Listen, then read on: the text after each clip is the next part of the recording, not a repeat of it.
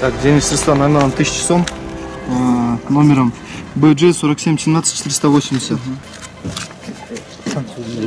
Можно посмотреть? Да, себя подпишемся. Денежные средства номером 1000 сом, номером BG 47 17 480. Совпадает? Совпадает, да? Денежные средства номиналом 1000 сом, номером BG 88 301 914. Совпадает? Совпадает, да, получается?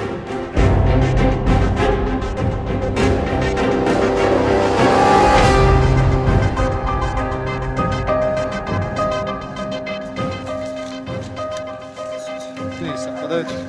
Замечание, уважение. Замечание.